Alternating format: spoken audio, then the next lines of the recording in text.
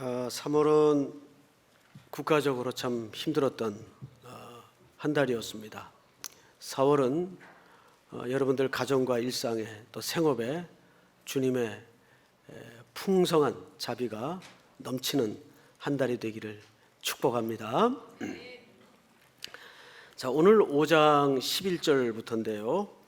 주보에는 14절까지로 잡혀 있는데 내용상으로는 6장 3절까지 가능하면 다루도록 하겠습니다. 지금 히브리 기자는 어떤 주제에 대해서 이제 막 설명을 하려다가 설명을 중단합니다. 11절이 이렇게 시작이 되죠. 멜기세덱에 관하여는 우리가 할 말이 많으나 너희의 듣는 것이 두나무로 설명하기 어렵다. 그러니까 이 설명 안 하겠다 그 말이에요. 안 할 걸 왜 거론을 하고 언급을 했을까? 안 하는 건 아니고 어떤 설명을 먼저 한 다음에 이 멜기세덱에 관한 주제는 7장에 본격적으로 등장을 합니다. 그러니까 오늘부터 6장까지의 이 전체 내용은 사실 괄호 안에 들어가 있는 문구와 같습니다. 그러니까 사파격이죠. 우리도 어법에 이런 경우가 있을 수 있어요. 뭔가를 중요한 주제를 담아서 설명을 하다가 이걸 조금 더 보강하고 강조하기 위해서 오히려 이 주제를 멈추고 왜 지난번에 너랑 나랑 거기 갔을 때 이런 경우 있었잖아. 그래, 그거 얘기하는 거야. 해서 하던 말의 주제를 중단하고 괄호 안에 넣거나 사파 개념으로 설명할 때가 있어요.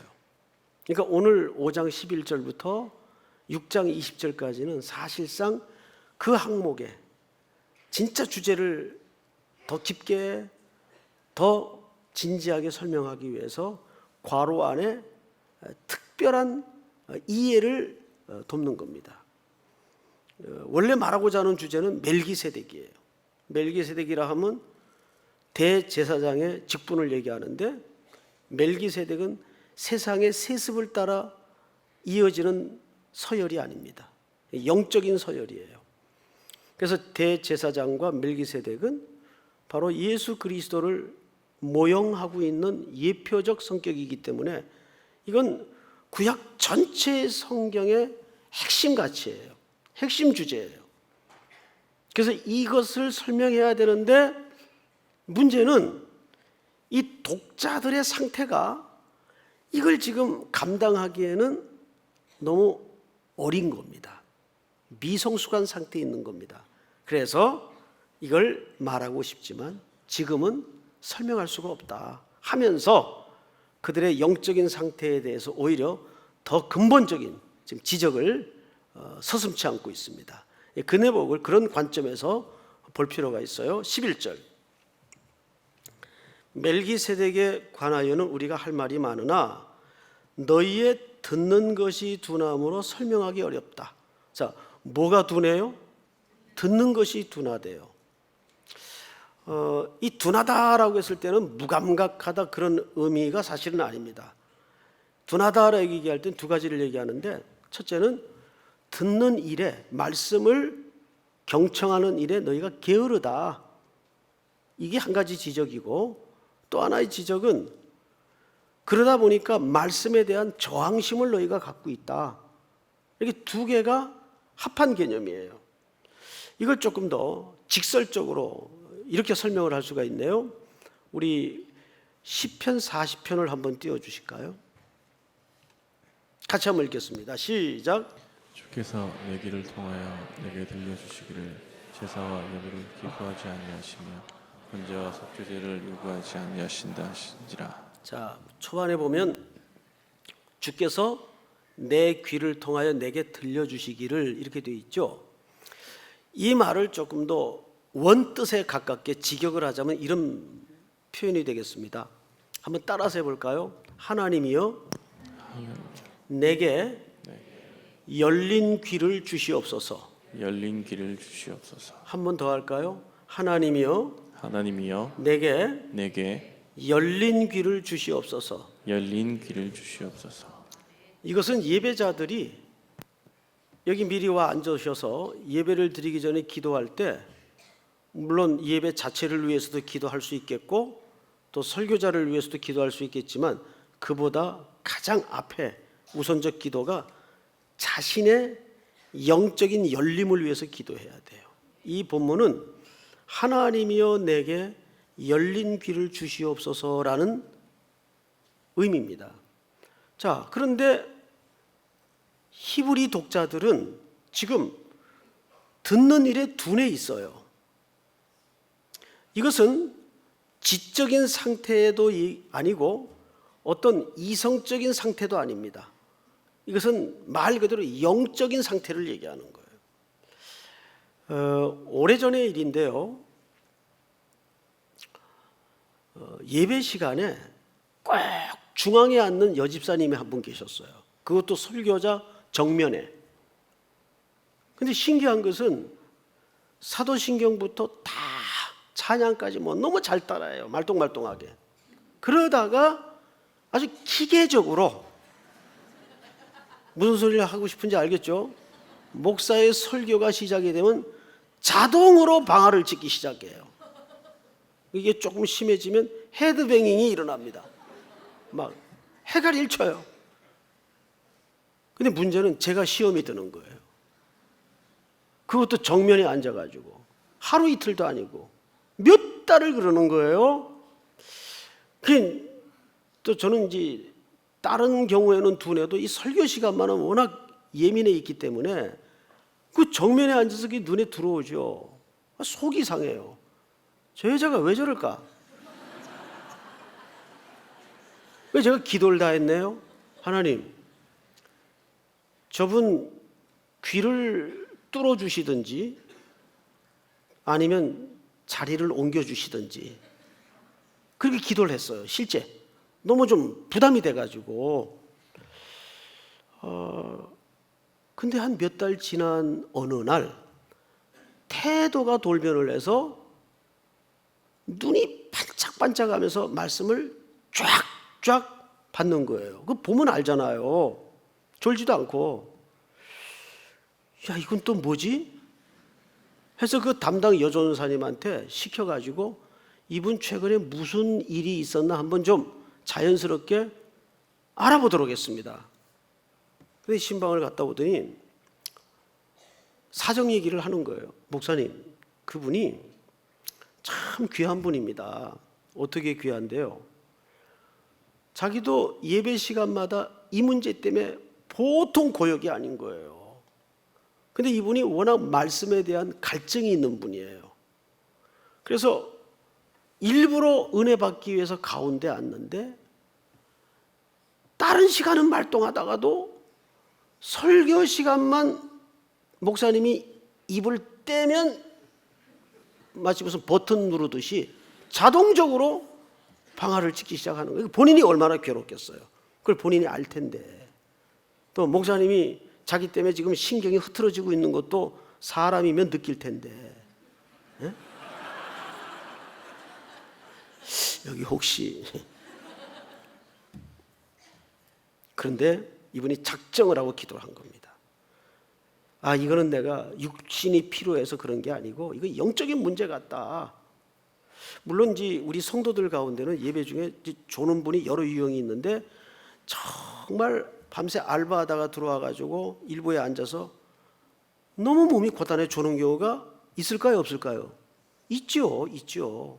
사도행전에도 보면 그 유두고가 등장을 하죠. 이분은 이름이 그 노예 계급입니다. 그 낮에 한참 힘든 일을 했을 거예요. 그때가 밤이었는데 늦게까지 또 바울이 지리하게 길게 설교를 하다 보니까 뒤늦게 와가지고 2층 다락방에 창가에 걸터 앉았다가 그때는 다 이제 그 촛불 같은 거를 심지가 타는 기름불을 켜놓고 설교를 했겠죠. 그러면 그게 다 위로 올라갑니다. 위로. 어디로 빠져나가요? 창문으로 빠져나가잖아요. 거기 걸쳐 앉았다가 노곤해가지고 그냥 떨어진 겁니다. 그런 경우도 물론 있어요. 몸이 고뇌해서. 근데 이건 영적인 문제예요. 본인도 기도를 한 거예요. 근데 어느 날부터 하나님께서 귀를 뚫어주시는데 그때부터 말씀이 쏙쏙 들리기 시작했다는 거예요. 자, 여러분, 우리가 말씀을 듣는다는 것은 지적인 작용이 절대 아닙니다. 이거를 배제해서도 안 되지만 지적인 작용으로만 말씀을 들을 수 있는 게 아니에요. 이건 철저히 영적인 문제입니다. 그래서 여러분들이 말씀을 들으러 와서 기도할 때 가장 먼저 1차적으로 기도해야 될 게 방금 고백하신 것처럼 하나님이여 내 귀를 열어주시옵소서. 믿습니까? 그런데 이 히브리 독자들은 지금 하나님의 말씀을 듣는 일에 둔해버렸어요. 그 말씀에 대해서 관심을 잃어버렸다 그 말이에요. 얼마나 불행한 일이에요. 사람은요, 이 생물학적인 차원에서도 잘 생각해 보세요. 우리는 음식이 들어가야 몸이 유지가 되고 활동을 하게 돼 있어요. 그리고 음식 들어간 지 시간이 오래 걸리면 허기가 지게 돼 있어요. 그게 건강한 사람의 사인이에요. 근데 여러분들 가운데 혹시 말씀을 몇 달째 안 읽는데도 포만감에 아무 허기도 없고 갈증도 없다면 지금 본인이 심각하다는 걸 절대 놓쳐서는 안 됩니다. 그럼 본인이 심각하다고 생각을 해야 돼요. 생리학적인 차원에서도 그건 있을 수가 없는 현상입니다. 그런데 지금 히브리 독자들이 어떤 위험에 빠졌는가 하면 말씀을 듣는 일에 둔해지다 보니까, 자, 성경을 볼까요? 12절. 때가 오래되었으므로, 잠깐 저를 보십시다. 여기 사용한 때라는 말은 헬라 말에 두 가지로 보통 쓰는데 크로노스와 카이로스의 시간을 씁니다. 카이로스는 말 그대로 의미적 시간이에요. 그런데 크로노스의 시간은 물리적 시간입니다. 여기서는 물리적 시간을 사용했어요. 크로노스의 시간을 사용했어요. 그럼 이 말은 뭐냐면 예수 믿은 시간이 오래된 사람들이라 그 말이에요. 모태신앙들, 전도도 못해, 기도도 못해, 뭐 이런, 그걸 이제 보통 모태신앙이라고 합니다. 자, 그런데 예수 믿는 문제에 관한 우리 집이 4대, 3대, 5대요 할 말이 있다는 집안들이에요. 때가 오래된 사람들. 여기 이제 착시 현상이 일어나죠. 자기가 때가 오래되면 그게 신앙 실력인 줄 알아요. 큰 착각입니다. 또 어떤 분들은 더 심한 오해는 큰 교회 다니면 그게 자기 신앙 실력인 줄 알아요. 실제 그런 설명을 하는 사람을 봤어요. 제가 부교육자 시절인데 어느 분하고 신방을 갔어요. 근데 그분이 그 신방간 그 집주인을 이제 교회를 안내하고 이제 신앙적으로 권면을 하면서 이런 권면을 하더라고요. 성도님, 대학에도 서울대학이 있고 지방대학이 있듯이 교회도 다 똑같은 교회가 아닙니다. 서울대학격 교회가 있고 지방대학격 교회가 있습니다. 이거야말로 진짜 분별이 없는 소리죠. 성경의 가치를 제대로 모르는 소리죠. 그러다 보니까 큰 대형교회 다니면 그게 자기 신앙 실력인 줄 알아요. 또 예배당 뜰을 오래 밟고 다니면 뭐가 돼 있는 줄 알아요. 근데 오늘 성경 기자가 얼마나 날카롭게 지적을 하냐면 때가 오래되었으므로 너희가 마땅히 지금 뭐가 돼야 돼요?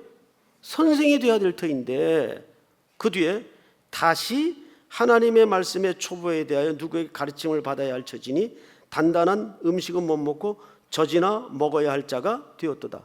젖 먹는 사람들을 누구라 그럽니까? 어린아이가 젖 먹는 자들이에요. 젖은 어린아이가 먹는 거예요. 이제 대학 들어갔는데도 엄마 젖 찾으면 그거 비정상이죠. 정상이 아니죠. 다시 하나님의 말씀의 초보를 먹어야 될 자가 되었다고. 초보가 뭐예요? 기초라는 말인데 이 말을 어느 주석에 보니까 아주 이해하기 쉽게 설명을 해놨어요. 이런 얘기입니다. 자, 우리가 학교에 들어가면 초등학교 1학년 때부터 이제 가장 기초를 배워요. 산수로는 구구단부터 배우고 더하기, 빼기, 곱셈, 나눗셈. 살아가는데 이것만 알면 그렇게 불편한 게 없어요. 뭐 생활하면서 미분, 적분을 하면서 생활하는 사람은 전문가들 외에는 그게 많지 않아요. 그거만 하면 그저 웬만한 일상은 살아갈 수가 있습니다. 그리고 이제 더 중요한 건 국어를 배워요. 우리 말에는 아야, 어여, 모음이 있고 자음이 있어요. 자, 그런데 우리나라 말이 얼마나 독창적으로 우수한지 아십니까? 유엔에서 글 없는 민족에게 글을 배포할 때 영어를 배포하지 않고 세계 공용에 해당하는 영어를 배포하지 않고 한글을 배포한답니다. 유일하게 한글을 배포한답니다. 이유는 한글은 모음, 자음이 조합해서 가장 세계적으로 많이 어휘와 발음을 낼 수 있는 글자가 우리 한글이라는 거예요. 가장 풍성한 발음을 생산할 수 있는 글자 체계가 한글이라는 거예요. 그래서 우리는 그 한글을 배웁니다. 이건 역사적인 자긍심을 가져도 될 만한 참 독창적인 언어 체계를 한글은 갖고 있습니다. 자, 기역, 니은, 아야, 어여를 배워요. 그러면 이제 글 조합하는 방법을 거기서 터득하겠죠? 국어 끝. 맞아요? 아니죠. 알파벳을 마치고 나면은 단어 공부를 해야 돼요. 저 외국에 오래 살다 온 이제 1.5세들 보면 뭐 나름 한국말을 한다고는 하는데 회개한 단어를 잘못 갖다 쓸 때가 있어요. 가끔.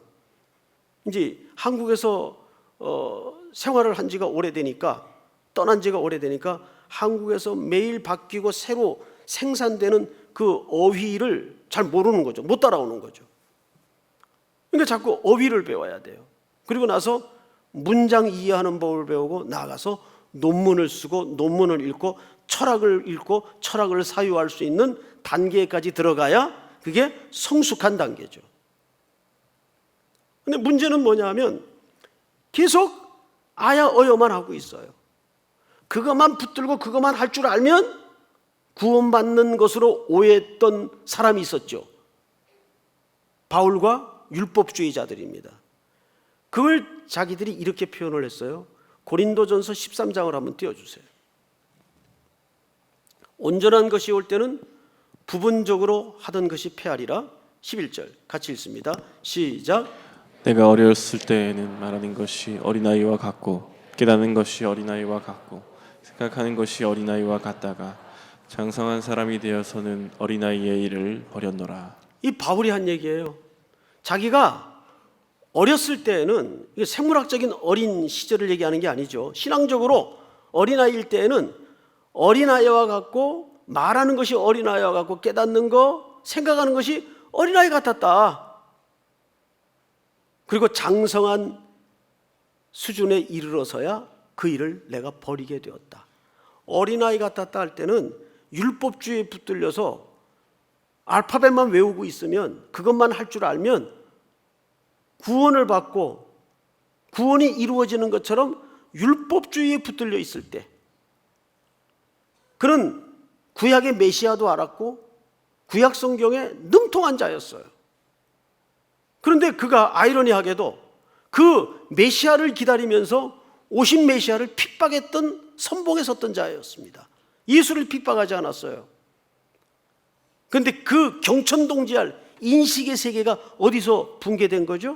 다메섹 언덕에서 붕괴된 거 아닙니까? 나는 내가 핍박하는 예수라. 그제서야 바울의 인식 세계 속에서 메시아와, 구약의 메시아와 신약의 예수가 만나는 아이러니가 벌어집니다. 아, 이분이 그분이었구나. 예수를 만나면서 자유가 오고 눈이 열어진 겁니다. 귀가 열어진 겁니다.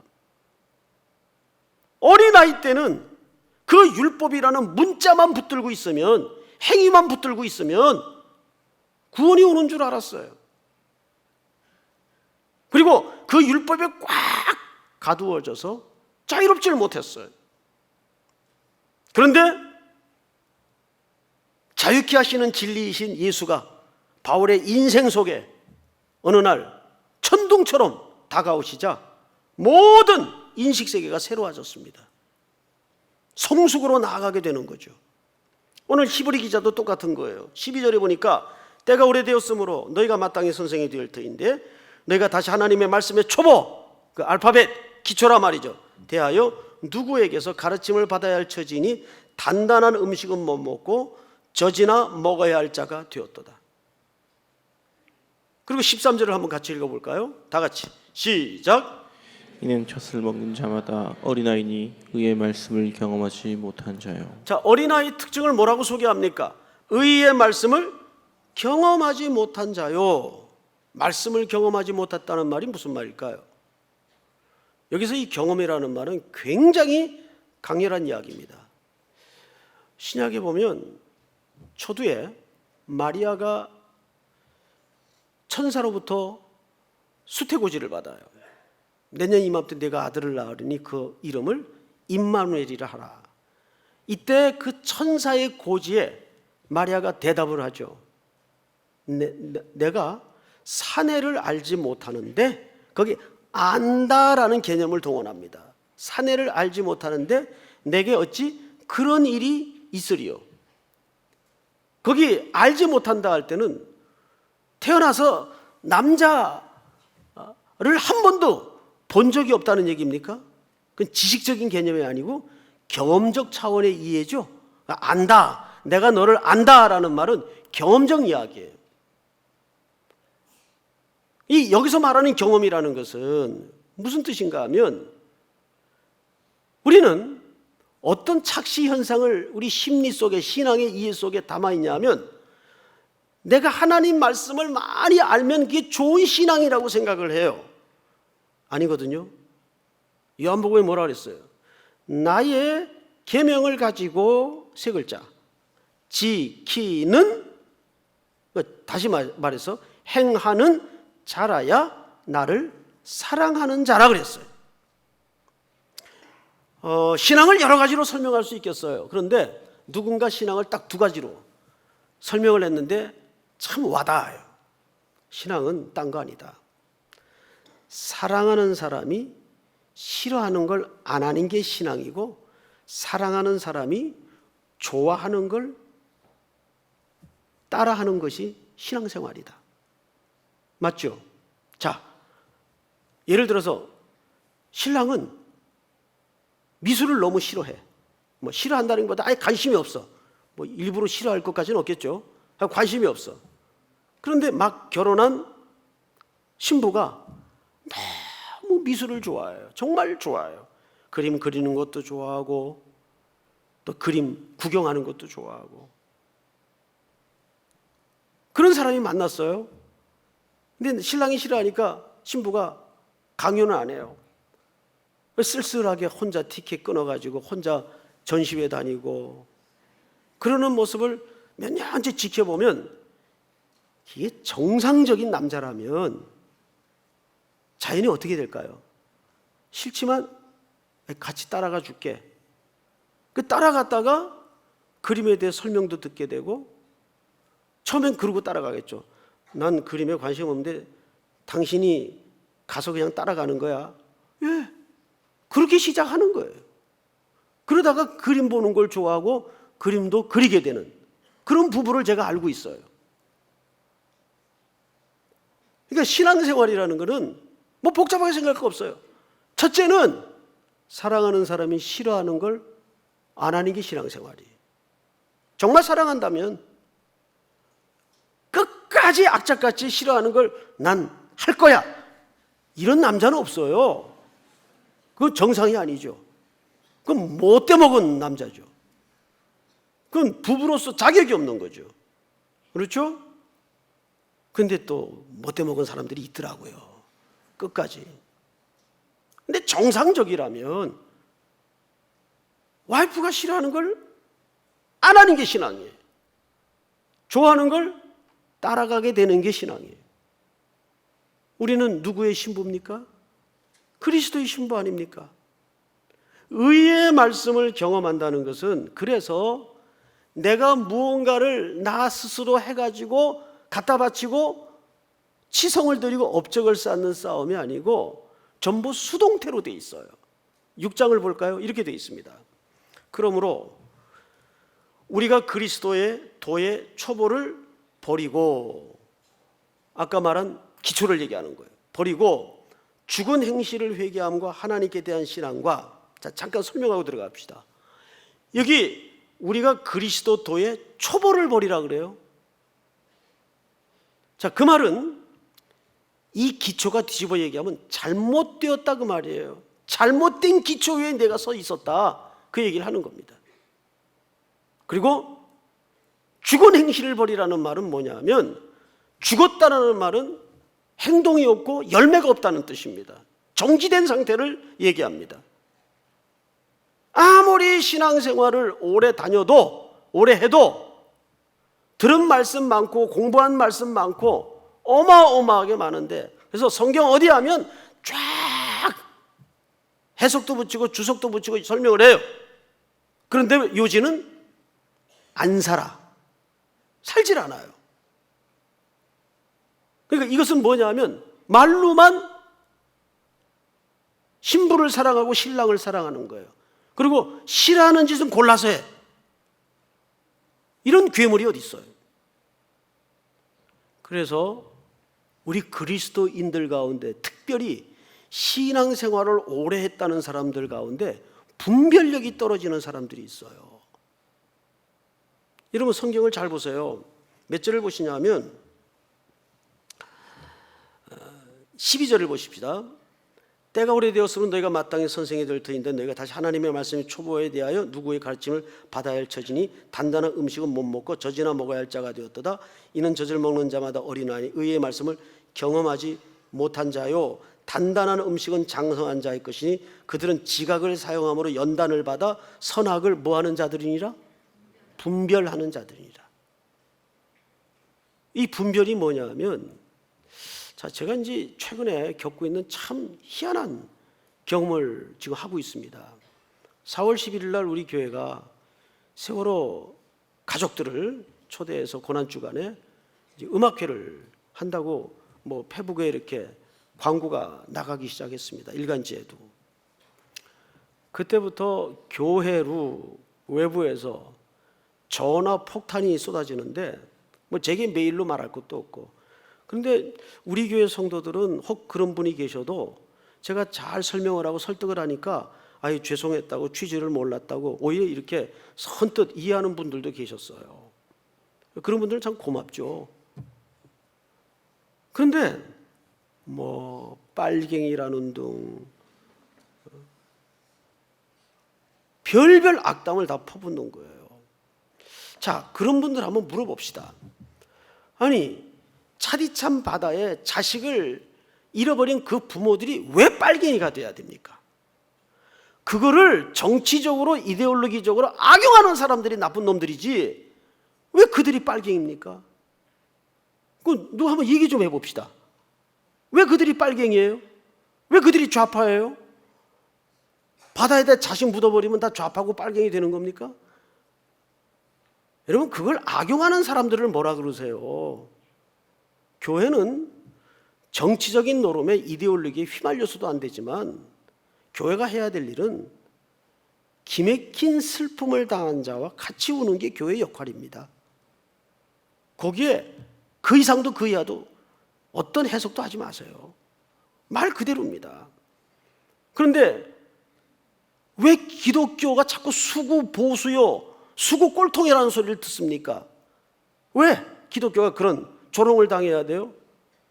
분별이 떨어져서 그렇습니다. 사회의 이 복잡한 문제에 우리가 분별이 떨어지면 그냥 세대의 강물에 휩쓸려 가기 딱 쉽습니다. 의의 말씀을 경험하지 못한다는 말은 우리가 말씀을 듣고 배웠으면 그것을 순종하여 실천하는 겁니다. 그래서 6장 1절서부터 3절까지 보면 전부 이 문장이 수동형으로 돼 있어요. 그 말이 이런 뜻입니다. 그리스도를 사랑한다면, 하나님을 사랑한다면 그분의 말씀을 좇아 순종하는 것이 의의 말씀을 경험하는 것이라고요. 사랑하는 우리 3일의 성도 여러분, 시대가 혼란스럽고 가짜와 진짜가 뒤섞여서 분별하기 참 어려운 시대를 우리가 살고 있습니다.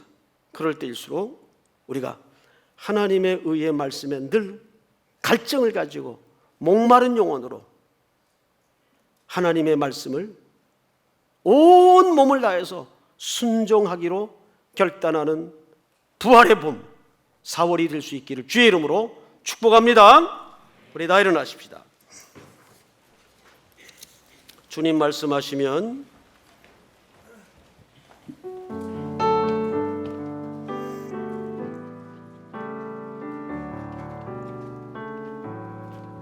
주님 말씀하시면 내가 나가리다. 주님 뜻이 아니면 내가 멈춰서리다. 나의 가고 서는 것, 나의 가고 서는 것 주님 뜻에 있으니 오 주님 나를 이끄소서. 주님 말씀하시면 주님 말씀하시면 내가 나가리다. 주님 뜻이 아니면 내가 멈춰서리다. 나의 가고 서는 것 주님 뜻에 있으니 오 주님 나를 이끄소서.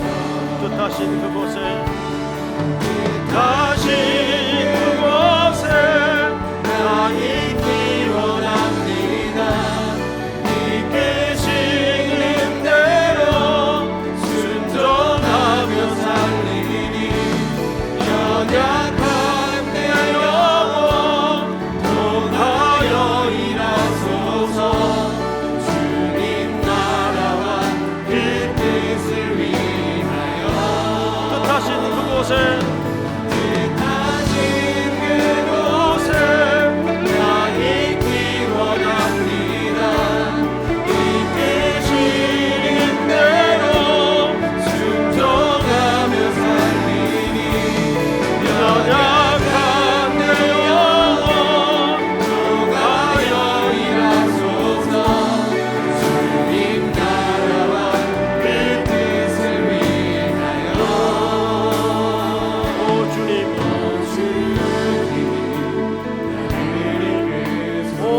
나를 이끄소서. 오 주님 나를 이끄소서. 우리 한번 서신 채로 또 삶의 예배로 떠나기 전에 눈을 감고 두 가지만 같이 기도합시다. 첫째는 오늘 주신 말씀을 꼼꼼하게 한번 되새김질을 하면 좋겠어요. 때가 오래되므로 지금은 마땅히 선생이 되어야 될 터인데 아직도 젖을 먹고 단단한 식물을 못 먹는 자가 되었습니다. 이는 의의 말씀을 경험하지 못했기 때문이라고 말합니다. 그러다 보니 분별력도 잃어버리고 아직도 어린아이 자리에, 돌봄을 받아야 될 자리에 머물러 있는 내 안에 모습은 없는가를 돌아보십시다. 두 번째는 4월 첫 주입니다. 이렇게 한 달이 또 시작이 됩니다. 국가적으로도 많은 힘든 시기를 우리가 지금 지나가고 있죠. 특별히 부활의 봄인 만큼 내 안에 죽었던 삶의 자리가 소성하고 회복의 자리로 하나님의 풍성한 기절로 나아갈 수 있도록 인도해 주시옵소서. 우리 한번 주여 부른 다음에 기도합니다. 주여!